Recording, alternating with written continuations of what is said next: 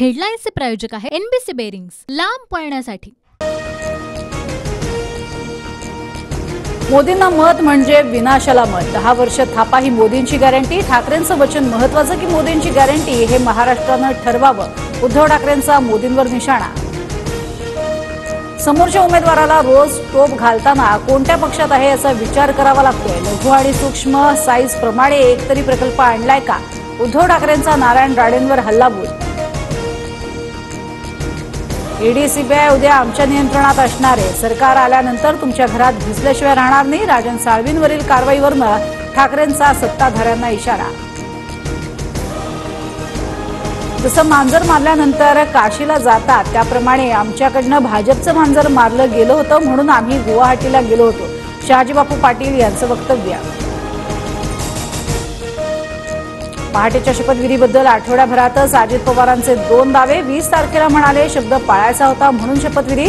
आज मात्र पवारांच्याच सांगण्यावरून शपथविधी झाल्याचा अजित पवारांचा दावा। अजित पवार आता शरद पवारांच्या कामावर प्रश्नचिन्ह निर्माण करतायत, त्यामुळे अजित पवारांच्या वक्तव्यावर विश्वास ठेवणं म्हणजे वेडेपणा ठरेल। रोहित पवारांचं प्रत्युत्तर। शरद पवारांनी वसंतदादांना मुख्यमंत्रीपदावरून खाली खेचलं ही गद्दारी नव्हती का? शहाजीबापू पाटील यांचा सवाल। राजर्षी शाहू यांच्या रक्ताचा मी वारसदार। राजवर्धन कदम बांडे यांचा दावा। तर राजर्षी शाहूंच्या रक्ताचा विचारांचा मी खरा वारसदार। शाहू महाराजांचे पत्रकातनं उत्तर। नरेंद्र मोदी स्वतः औरंगजेब, मोदींच्या अंगात औरंगजेब संचारलाय म्हणून मोदी वारंवार महाराष्ट्रावर चाल करून येत आहेत। खासदार संजय राऊतांचं वक्तव्य। बारामतीत सुनेत्रा पवारांच्या पराभवासाठी शिंदेंची यंत्रणा काम करते। महायुतीत गँगवॉर सुरू आहे, लवकरच स्फोट होईल। संजय राऊतांचा शिंदे गटावर आरोप। बारामती शिरूर मतदारसंघात अजित पवार धमक्या देत आहेत। बारामतीची जनता धमक्या खपवून घेणार नाही, संजय राऊतांचा हल्लाबोल। काही जण म्हणतात अजित पवार कार्यकर्त्यांना दम देतात। मी माझ्या कार्यकर्त्यांना दम देईन, तुझ्या का पोटात दुखते? अजित पवारांची रोहित पवारांवर नाव न घेता टीका।